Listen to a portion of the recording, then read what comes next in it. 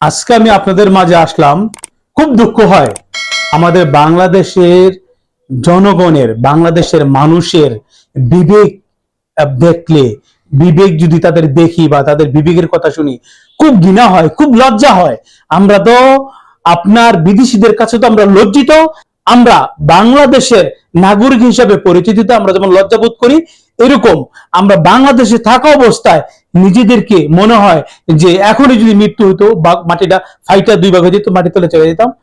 কিছু কিছু মানুষের বিবেক দেখলে এবং কিছু কিছু মানুষের তাদের তাদের আচরণ দেখলে, কারণ একটা 30 রিয়ালের বোতলের পানি কি আপনার 600 টাকা হতে পারে?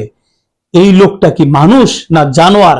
এবং তার বিচার অবশ্যই করা উচিত। আমি প্রশাসনের কাছে বিচারটা রাখলাম। আর যে রিস্কাওয়ালারা সুযোগ পাইয়া 20 টাকার ভাড়া 150 টাকা পর্যন্ত নিছে, তাদেরও বিচার হওয়া উচিত। আমরা কোন দেশে বসবাস করি?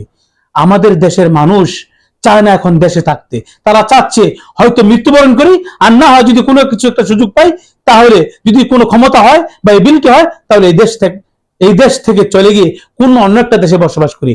কারণ আমাদের বাংলাদেশে জন্ম নেওয়াই আমাদের পাপ। কারণ আমাদের প্রশাসন বলেন, আমাদের জনগণ বলেন, কেউই ঠিক নাই। সব হইল ভেজাল এবং সব হইল হারামি।